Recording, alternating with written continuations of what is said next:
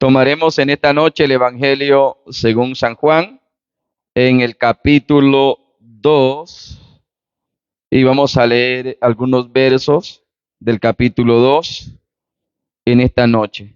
Bendito sea Jesús. Aleluya. Poder en la sangre de Jesucristo. Santo es Jesús. ¿Estamos listos, hermanos? Vamos a tomar la palabra del Señor y vamos a leer esta escritura dando honra al Padre en el nombre del Señor Jesucristo. Amén. Al tercer día se hicieron unas bodas en Caná de Galilea y estaba allí la madre de Jesús. Y fueron también invitados a las bodas Jesús y sus discípulos.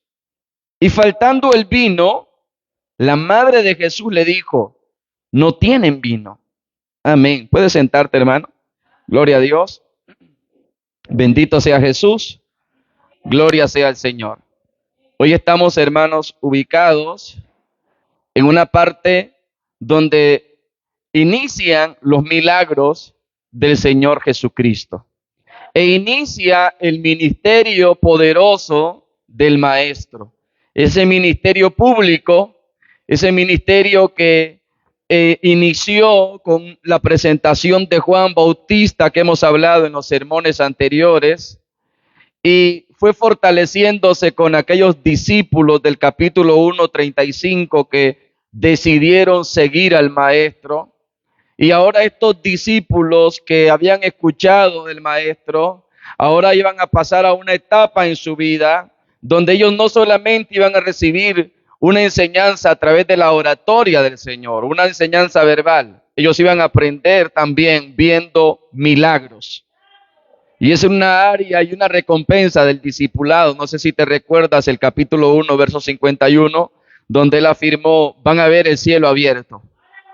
Y van a ver ángeles que bajan y suben sobre el Hijo del Hombre. Es una recompensa para aquellos que están de cerca siguiendo el discipulado y las pisadas del Maestro. Bueno, aquellos discípulos iban a ver el inicio de los milagros.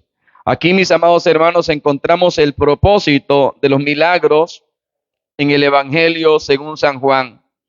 Este apóstol que escribe el Evangelio según San Juan, él no relata todos los milagros del Señor. Él selecciona 8 milagros y esos 8 milagros tienen un propósito específico. ¿Está escuchando? ¿Cuál es el propósito específico? Revelar la deidad de Cristo. O dicho de otra palabra más sencilla, revelar que Cristo es verdaderamente Dios. Recordarán ustedes que en el texto central de este libro del Evangelio de Juan se dice: estas cosas se han escrito para que creáis que Jesús es el Hijo de Dios. Bueno, este milagro se ha escrito con ese propósito, que podamos creer. Entonces el milagro está haciendo algo aquí, está revelando a Jesús como el Hijo de Dios. Y el primer milagro, mis amados hermanos, es el suceso, el momento donde el Señor decide convertir el agua en vino. Y eso marca un inicio en el ministerio público. Fíjense que el milagro ocurre en Caná. Y es, mis amados hermanos, aquí una lección espiritual. En estas bodas que se llevan a cabo en Caná, Jesús no solo evitó la vergüenza de aquella familia o de aquel matrimonio por quedarse sin vino, sino que reveló quién era Él. ¿Cuál era la enseñanza más específica? Revelar que Él tenía el poder de cambiar algo ordinario en algo extraordinario. Que Él tiene el poder de suplir las necesidades, mis amados hermanos, que la humanidad tiene. A su nombre. Pero más que todo, que Él tiene el poder de convertir un corazón vacío en un corazón lleno de gozo y lleno de alegría, con un gozo inefable y una paz inefable que el mundo no nos puede dar. Hermano, muchas personas vienen a este capítulo 2 especulando si se puede tomar vino o no, si podemos emborracharnos o no. Y una persona que venga con esa mentalidad es carnal. Tiene un apetito carnal. No deberíamos ni siquiera de pensar en la opción. Hermanos, el milagro está bien específico en el capítulo 2, verso 11.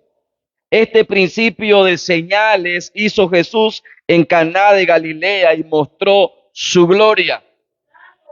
El milagro no tiene el propósito de generar licor para un montón de borrachos. El milagro tiene el propósito de manifestar su gloria. Está ahí en el capítulo 2, verso 11, aunque en un momento haré alusión a él. Entonces el milagro, mis amados hermanos, no solo es un milagro para aquella familia. Jesús inicia el ministerio y él entra como diciendo, hey, aquí estoy yo. Y el milagro que yo voy a hacer ahora será una declaración no solo para los habitantes de Caná de Galilea, será una declaración al mundo. El Hijo de Dios ha entrado en escena y todo lo que él toca se transforma. Donde él llega, algo grande sucede. Ese es el mensaje.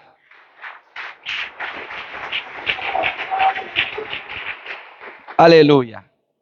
Bien, esa era la introducción del sermón. Veamos la escena. Unas bodas en Caná. Fíjate, hermano, el verso 1 del capítulo 2 dice, al tercer día se hicieron unas bodas en Caná de Galilea.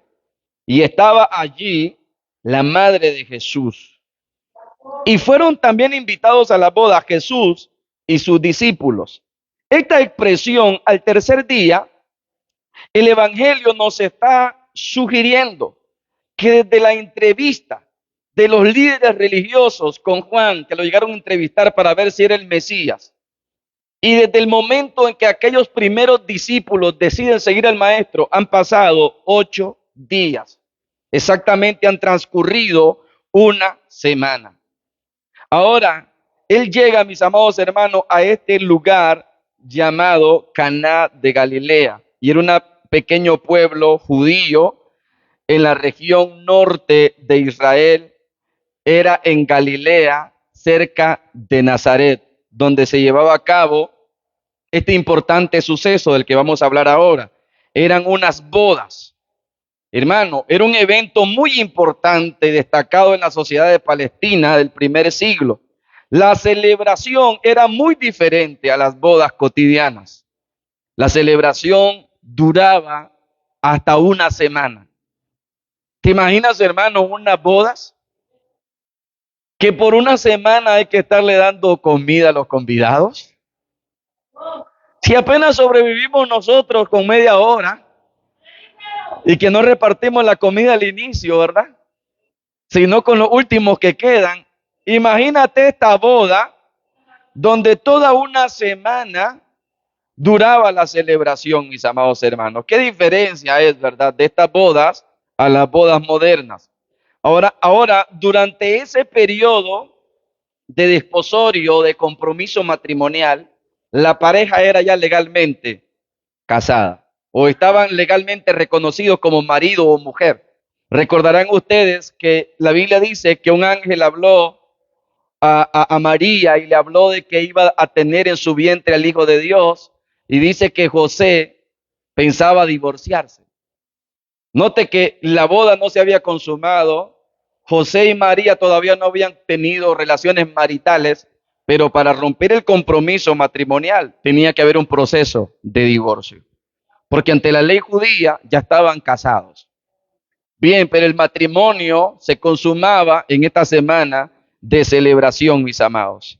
Fíjense que el proceso, naturalmente, las bodas, vuelvo a hablar del primer siglo, allá en la región norte de Israel, las bodas, mis amados hermanos, ocurrían durante la noche. Y dicen algunos historiadores que algunas bodas, en su mayoría, eran señalados los días miércoles. Y fíjense que el novio, con sus amigos, llegaba hasta la casa de la novia. Y la novia debería estar esperando la llegada del novio, que por cierto, el novio podía llegar, mis amados hermanos, en cualquiera de esos días, sin avisar. Y luego que el novio llegaba a la casa de la novia, y ahí estaba la novia con las doncellas, y juntos, la novia, el novio y los invitados iban a la casa del novio, donde se llevaba la celebración. Recordarán ustedes aquel ejemplo bíblico de aquellas 10 vírgenes que esperaban al esposo en Mateo capítulo 25. ¿Cuántos lo recuerdan? Y dice la Biblia que la voz dijo, viene el esposo, salgan a recibirle. Y aquellas vírgenes se arreglaron su lámpara y se fueron con el esposo. La boda se llevaba a cabo en la casa del novio. Mis amados hermanos, y fíjense que cuando esta celebración terminaba de una semana, entonces ya formalmente la pareja podía consumar el matrimonio. La presencia de Jesús en estas bodas en Caná, mis amados hermanos, nos sugiere que el lugar de Caná de Galilea era un lugar hogareño y que era del agrado del Señor asistir ahí, mis amados hermanos, y se cree, por lo que vamos a estar estudiando, que las personas que estaban en aquel momento construyendo matrimonio eran amigos o hasta familiares cercanos del Señor. Posiblemente eran amigos. Y esto lo explica por el papel explícito que tiene María. Ella no es una simple invitada. Ella está activa sirviendo. Si ustedes recuerdan el capítulo 2 que leímos, dice, estaba allí María. Y luego hace una diferencia y dice, y fueron invitados a las bodas Jesús y sus discípulos. Pero la mención de que María estaba ahí sugiere que ella estaba asistiendo. Y por ende, ella calificaba para haber tenido una buena amistad o una relación familiar con aquellos que estaban ahí, mis amados. Hay algo también importante. En estos relatos no se menciona la presencia de José, el esposo de María. Y se cree que para estos momentos que el Señor inicia su ministerio, ya José había muerto y María era viuda. Por ende, como una viuda, todo lo que ella necesitara, cualquier necesidad que ella tuviera, a la persona a la que ella iba a optar por ir primero era su hijo mayor, en este caso Jesús. Vamos a ver que también iban ahí los otros hermanos de Jesús y los discípulos.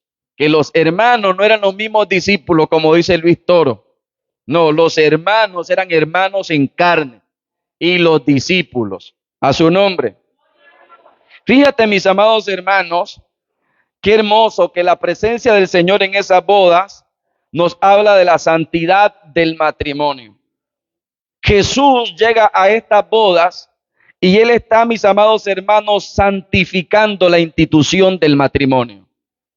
Para que usted sepa, mis amados, que donde se hace lo correcto, donde no hay adulterio, donde no hay fornicación, donde no hay lascivia o pasiones desordenadas, ahí está Jesús, porque Él honra el matrimonio. A su nombre. Mis amados, ahora es importante, porque esa unión sagrada entre un hombre y una mujer, y los votos públicos, y los compromisos hacia el Señor, hacían, mis amados hermanos, de aquello un acto sagrado. Y Jesús en su ministerio decidió apartar un momento su ministerio y darle un enfoque a la familia y darle un enfoque al matrimonio. Imagínate, hermano, era una boda. Jesús no tenía problema con relacionarse con la vida cotidiana de las personas. Algunos de nosotros hemos creado un misticismo de Jesús y creemos que Jesús no se relaciona con nuestro día a día, que a Jesús no le importa cómo yo trato a mi esposa o al esposo, que a Jesús no le importa la manera en que yo camino y actúo en esta vida. Quiero decirle, Jesús está en nuestra vida hogareña. Ten cuidado cómo educas a tus hijos, ten cuidado cómo tratas al esposo, porque algunas personas por eso mismo no sienten la presencia del Señor, porque han descuidado a Jesús en su vida hogareña. A su nombre. ¿Cuántos alaban al Señor? Mis amados hermanos, y Jesús estaba mezclando socialmente con las personas. ¿Qué diferencia de Juan Bautista? Juan Bautista no se estaba mezclando con nadie, él estaba en el desierto, las multitudes venían y era una voz que clamaba. Pero el ministerio del Señor Jesucristo era muy diferente, él se iba a mezclar ahí iba a llegar a muchas casas, iba a asistir a muchas bodas, iba a estar en muchas reuniones, porque él estaba queriendo decir, no piensen que yo solo soy una voz que sale a la multitud. Yo estoy de cerca en vuestras acciones, yo estoy de cerca en vuestros pensamientos, yo estoy de cerca en vuestros hábitos.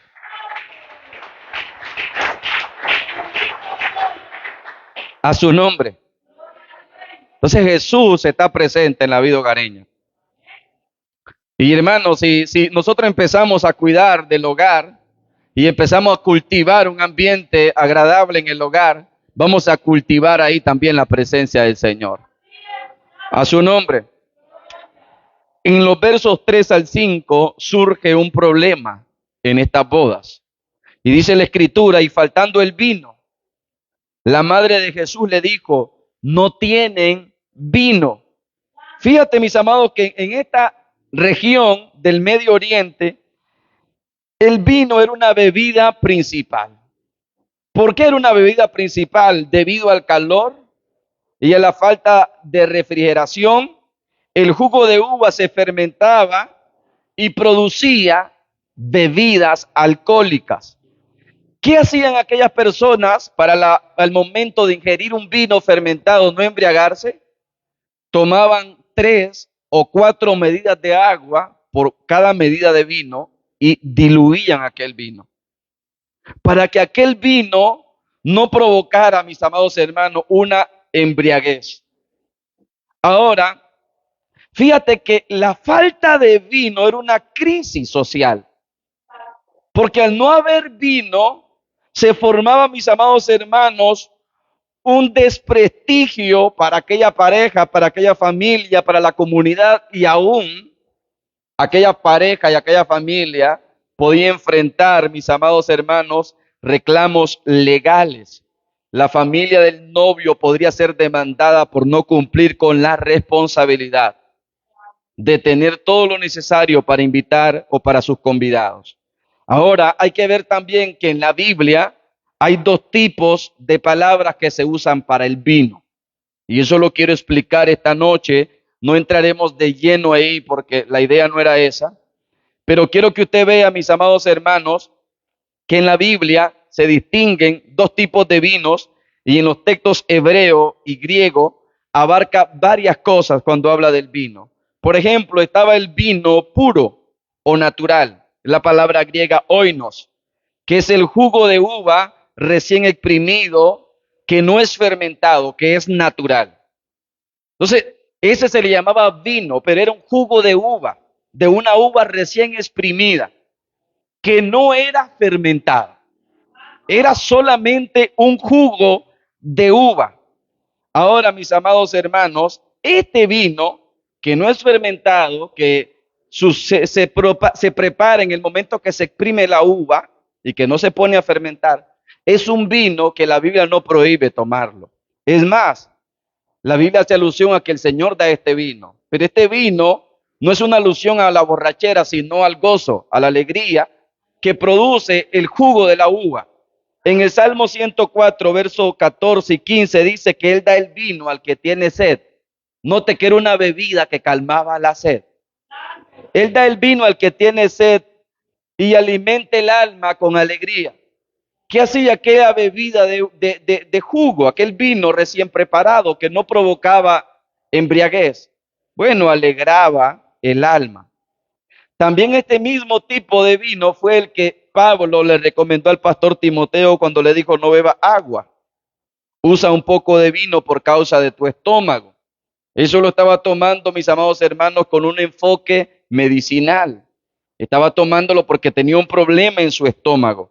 Entonces, en la cultura bíblica, el vino era un alimento, era un remedio y era un símbolo de alegría y de gozo.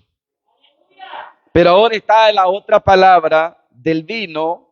La primera es oinos y la segunda palabra es jabet, que es el vino que embriaga. Y este vino es condenado totalmente por la palabra del Señor. Este vino es el vino fermentado excesivamente, que cuando este vino se ingiere produce la embriaguez. Y la Biblia prohíbe y advierte que ni siquiera hay que mirar este vino que contiene alcohol. Dice la escritura, el vino es escarnecedor, hablando de este vino que contiene alcohol, y la bebida fuerte es alborotadora. Ninguno que por ella yerra será un sabio. También dice, no mires el vino cuando rojea, no lo mires porque te llevará a la miseria. Usted también leerá, mis amados hermanos, la exhortación de Pablo a los Efesios, no se embriaguen con vino. Un mandamiento, no se embriaguen con vino. También la Biblia dice, ni los borrachos heredarán el reino de los cielos. Entonces, la bebida de un vino que contenga 1 gramo, 2 gramos de alcohol es pecado ante el Señor. Para que usted lo sepa y que usted no ande excusando su deseo por el vino, haciendo alusión a San Juan capítulo 2. Vuelvo a repetir ahí, lo que el Señor hizo no fue un milagro para satisfacer la necesidad de un montón de borrachos. Fue un milagro para reflejar su gloria. ¿Y cuál era su gloria? Un vino dulce, un jugo de uva. ¿Qué hacía este jugo de uva, este vino dulce? Alegraba el corazón y hablaba de un gozo y una alegría que el hombre iba a tener ahora, que iba a tener una vida nueva. Por eso esto está alusión al vino nuevo. Recuerda, esta palabra nuevo se usa bastante. Vino nuevo, nueva criatura, nuevo nacimiento, nuevo corazón. Es lo nuevo que le está haciendo. A su nombre. Ahora, la intervención de María, mis amados hermanos, detecta que ella está pendiente del abastecimiento. Ella detecta un problema. Ella conocía la situación y le dijo a Jesús, no tienen vino. Fíjate aquí, mis amados hermanos, María había escuchado del sacerdote Simeón, de Ana, que aquel niño era Dios. Los ángeles se lo habían dicho, sin números de profecías, y dice la Biblia en los capítulos del Evangelio de Lucas que cuando daban las profecías en cuanto a Jesús, que era Dios, dice que María guardaba todo en su corazón. Todo. Es decir, ella sabía que aquel era Dios. Y ella, mis amados hermanos, quizá en este momento, ella está diciendo, ¿y cuándo será que va a empezar a manifestarse? ¿Y cuándo será que va a empezar a revelar su gloria? ¿Cuándo será que Él se va a manifestar como el Mesías? Recuerden que para este tiempo Jesús tenía aproximadamente 30 años. Y ella, mis amados hermanos, quizá le está sugiriendo a Jesús, bueno, es el momento especial, revela tu identidad. Posiblemente Él está insinuando, revélate públicamente como el Mesías. Y mira la respuesta de Jesús. Jesús le dijo, ¿qué tienes conmigo, mujer? Aún no ha venido mi hora. Fíjate que la expresión mujer era una expresión formal y respetuosa. Es como que si él le ha dicho, ¿qué tiene conmigo, señora?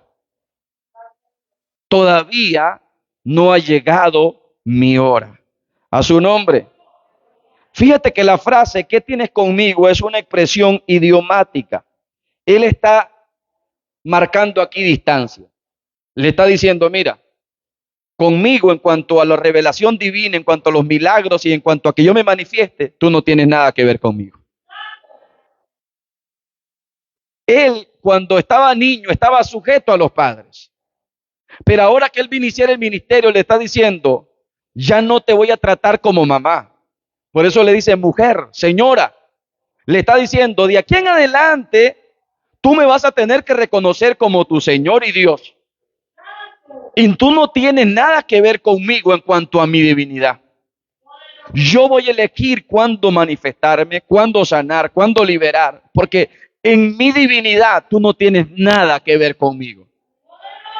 Y es bueno aclarar esto, ¿verdad? Porque los marianos ahí dicen que hay uno le tira el telefonazo a María, y María, como es la mamá, entonces más rápido lo puede convencer. Y esa, mis amados hermanos, es una herejía. Ella ocupa un lugar de honra, de honor, es bienaventurada. Las mujeres deberían de imitar a María. Pero en cuanto a la divinidad, no tiene nada que ver con Cristo. Ella no es divina. Ella no merece alabanza, no merece adoración. Ella tiene que reconocerle a Él como su Señor y su Dios. Entonces Él está dejando en claro que ahora que Él va a iniciar su ministerio, no necesita o no va a tener presiones familiares. Hermano, debería ser así porque se imagina que él no hubiese puesto esta distancia entre María y cada vez que ella anduviese por ahí mirar una necesidad, Jesús, vení. Se terminó la leña, encender el fuego con poder milagroso. Se terminó el pescado, multiplicarlo. No tengo harina, haz lo mismo que hiciste con la vasija en los tiempos de Eliseo y Elías, que esa vasija se mantenga produciendo. Entonces él dice, no, vamos a marcar algo aquí. Con esto tú no tienes nada que ver conmigo, señora. Y eso no le está faltando el respeto, es una expresión muy respetuosa, pero él está marcando una distancia entre su divinidad y su humanidad. A su nombre. Ahora él dice, aún no ha venido mi hora. Alguien dice, hermano, entonces acá no era la hora de hacer milagro y sin embargo él lo hizo. No. Cuando él dice, aún no ha venido mi hora, cada vez que lo dice se refiere a la hora de su muerte y a la hora de ser glorificado. No había llegado la hora de su muerte y por eso es, mis amados hermanos, que ella entendió que él no se iba a negar a la petición. Él iba a dejar en claro que él lo iba a hacer porque iba a manifestar su gloria, pero no porque tuviese una responsabilidad con ella. Y entendió que cuando le dijo, no ha llegado mi hora, le está diciendo que no ha llegado su hora de morir, pero no le está negando la petición. Por eso la madre va a los que servían y le dijo, hagan todo lo que os dijere. Ella entiende, mis amados hermanos, que él va a reaccionar, que él no se está negando.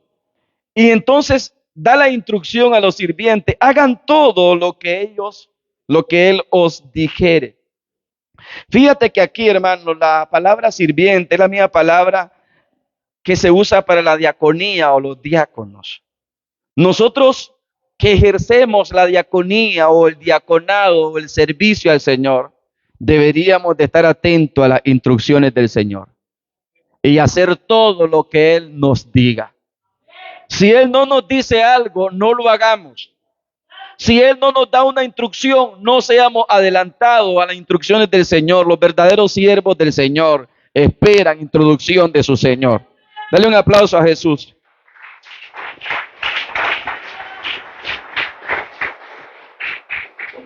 Ahora, mis amados hermanos, fíjense aquí, hermanos.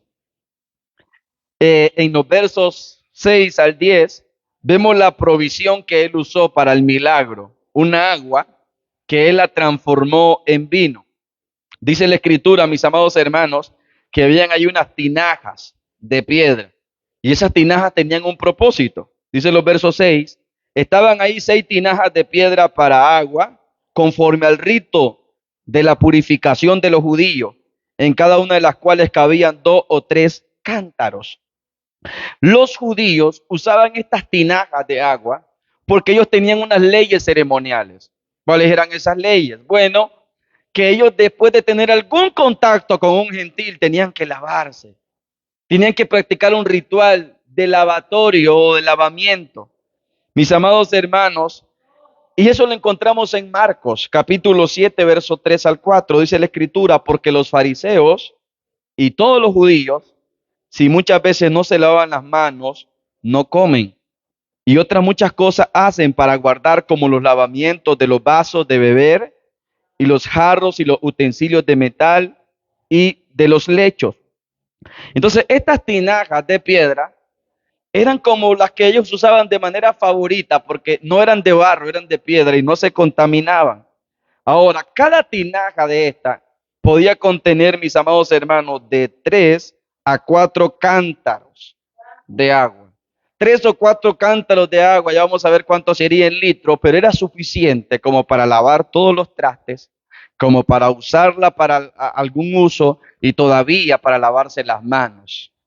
Ahora, dice la escena del milagro, la instrucción de Jesús y la obediencia de los siervos. Jesús les dijo, llenad estas tinajas de agua, y las llenaron hasta arriba.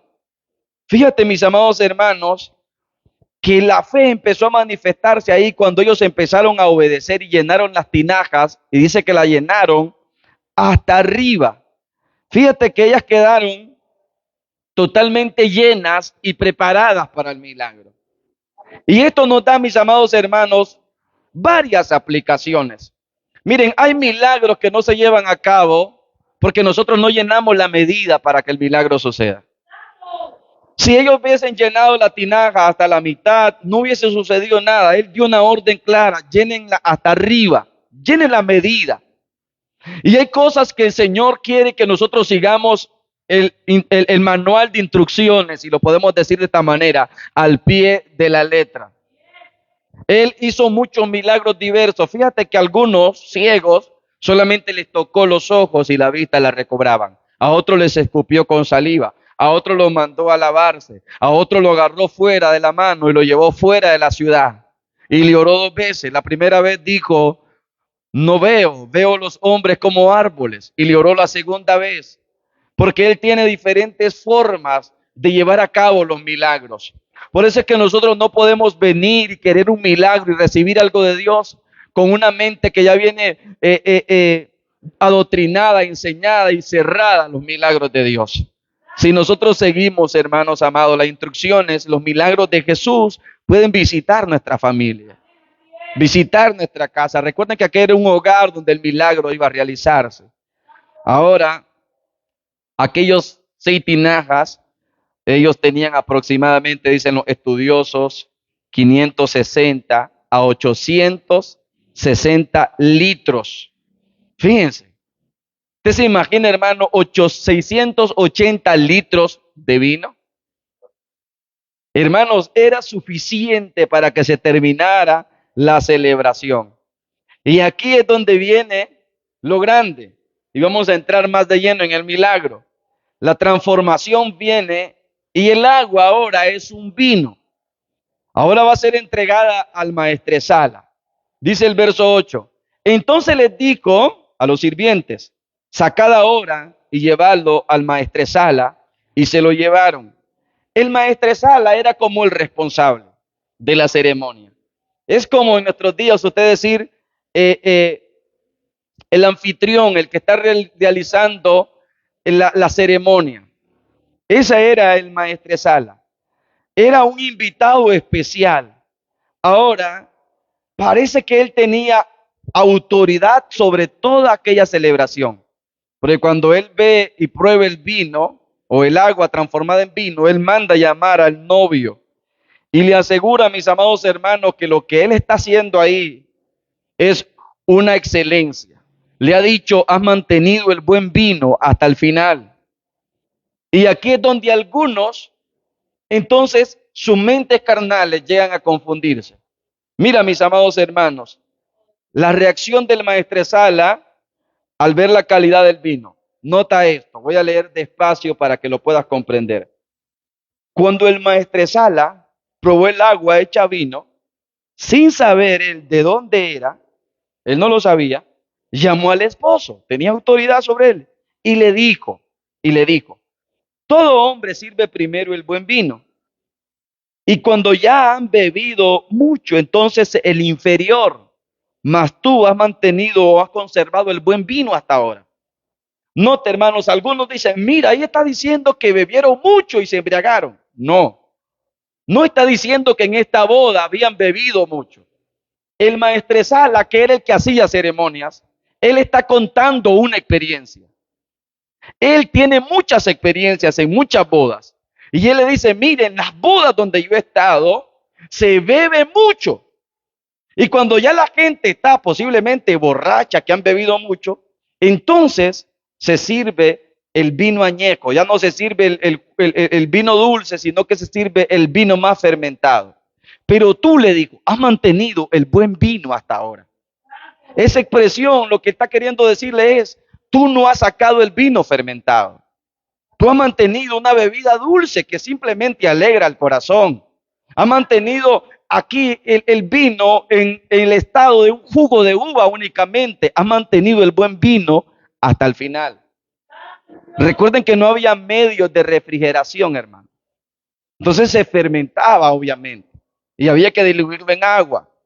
Ahora, no hubo necesidad de que buscaran aquel vino añejo fermentado, porque el novio mantuvo el buen vino. Ahora, y otro dato, por si todavía usted batalla con esto. Yo creo que no. Pero otro dato, recuérdese, aquel vino no procedía de la vid. Aquel vino no fue cosechado de la tierra ni de la vid. Era un milagro.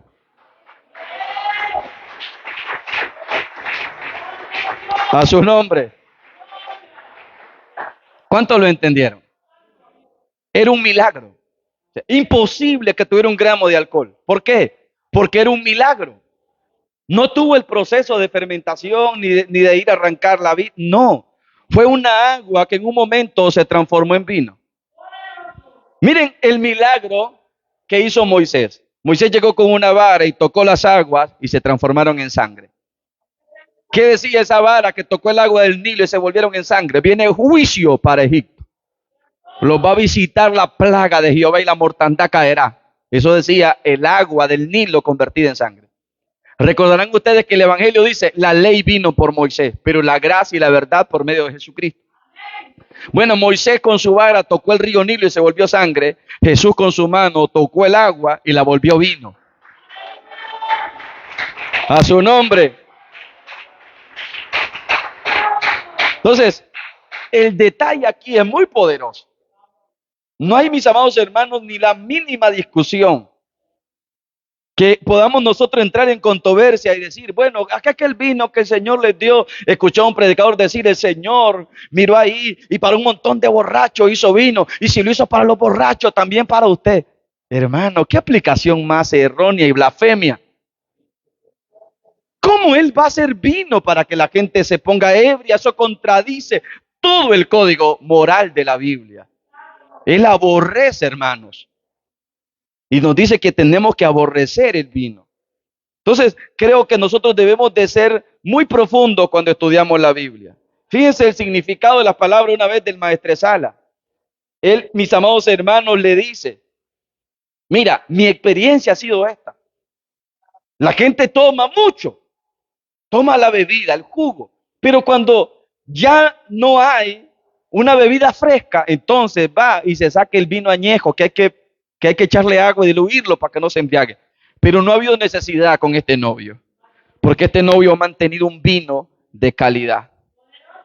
A su nombre. Fíjense, mis amados hermanos, como también la Biblia, volviendo al comentario, el vino que contiene alcohol, como la Biblia lo condena.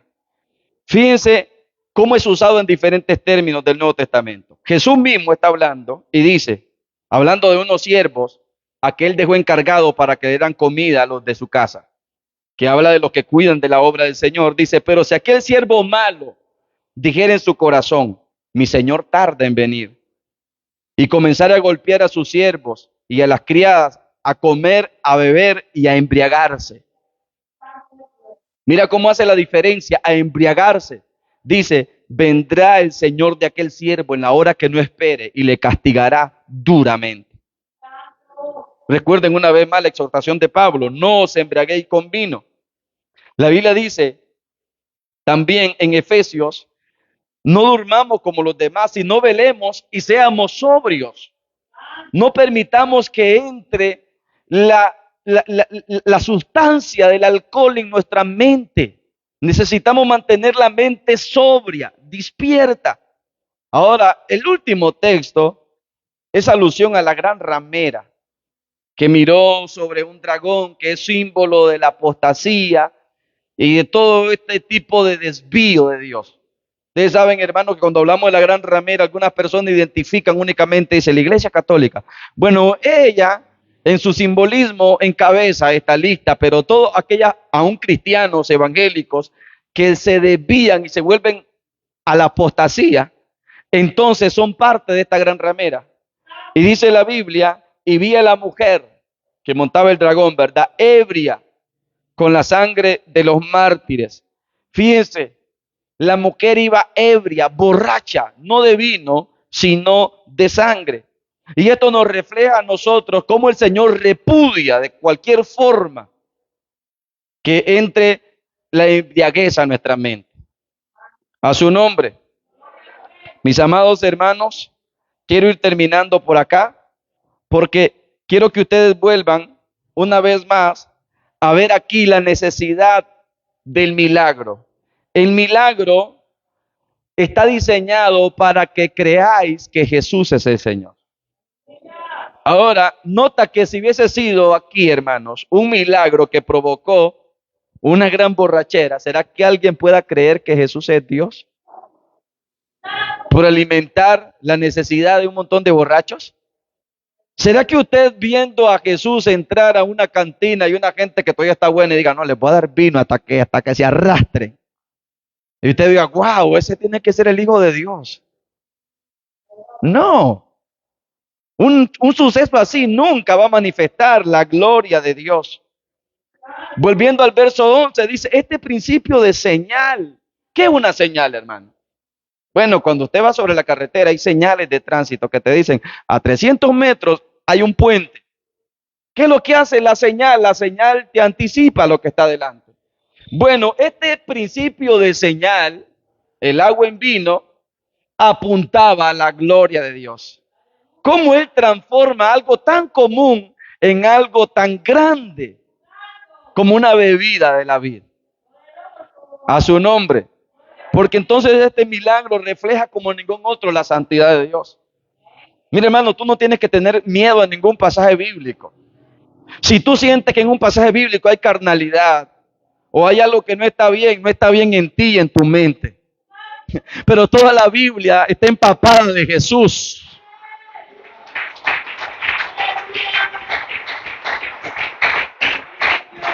A su nombre. Ahora, mis amados hermanos, nota que aunque el milagro era para señalar, una señal que Jesús era divino, mira que el milagro no causó que nadie creyera en Él. Es por eso que usted va a ver que en un momento de su ministerio Él dejó de hacer señales, dejó de hacer milagros para enseñarnos a nosotros que los milagros y las señales no están ahí para que una persona cree en el Señor o no son lo suficiente para que alguien cree en el Señor. El texto dice específicamente, y sus discípulos creyeron en Él. Ahora, parece que los discípulos, recuérdate que los discípulos oyeron a Juan hablar y deciden seguir a Jesús. ¿Se recuerdan lo que hemos dado en la secuencia de los mensajes? Ahora, los discípulos, aunque siguen a Jesús, ellos como que tienen cierta duda. Bueno, ¿y qué tal si no es Él? Bueno, ¿y qué tal si estamos siguiendo al Mesías equivocado? Entonces, Él llega intencionalmente y hace este milagro para que los discípulos crean en Él. Pero nota que nadie en la boda creyó en Él. No se dice ahí que haya surgido 200, 100 personas que creyeran en Él. Absolutamente nadie creyó en Él, mis amados hermanos. Más bien en el capítulo siguiente, en los versos siguientes, en el verso 23 al 25, usted va a leer, hermanos, que dice que Jesús no se fiaba de los hombres, porque Él los conocía a todos. Es decir, Él no se dejaba llevar por las palabras, porque Él conocía lo que había en el corazón del hombre. Entonces nota, hermano, que el corazón del hombre no era impactado por los milagros del Señor, porque la reacción humana siempre será en incredulidad. Ahora, ¿cómo es posible que ni siquiera los siervos que toman el privilegio de agarrar el agua, ellos sabían que era agua, la sacaron de un pozo, la llevaron al maestresala, la vieron cuando él echó y era vino, y ni ellos se convirtieron? Nota, hermano, el texto dice claramente, y sus discípulos creyeron en él. Los siervos no creyeron en él. Y se lo puedo probar en Israel. Israel comió pan del cielo, carne del cielo, agua de la roca, nube por el día, fuego por la noche, y todos se murieron en el desierto. Porque los milagros, hermanos amados, no están aquí para salvar a nadie. Los milagros son una señal que nos llevan al verdadero milagro, Cristo en nuestros corazones.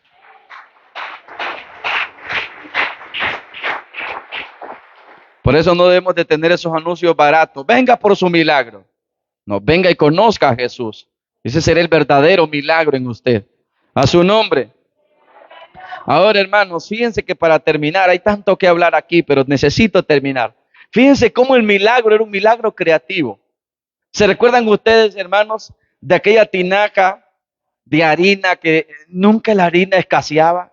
De aquella vasija de aceite que llenaban una y el aceite seguía como una vertiente. Bueno, es el mismo milagro. Un milagro tan creativo, hermanos.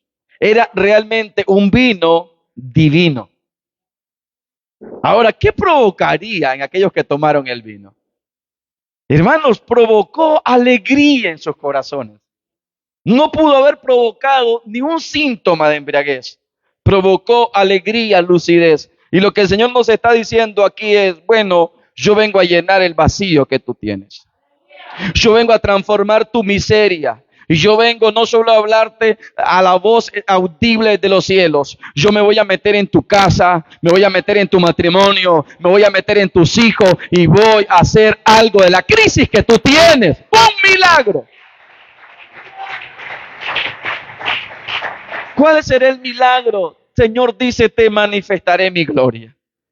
Ese fue el milagro que él hizo, manifestó su gloria. ¿Alguien aquí desea ver la gloria de Dios en su casa? Amén, gloria a Dios. Ponte de pie, vamos a orar al Maestro esta noche, gloria a Jesús. Damos gracias al Eterno, bendito Dios, por este milagro.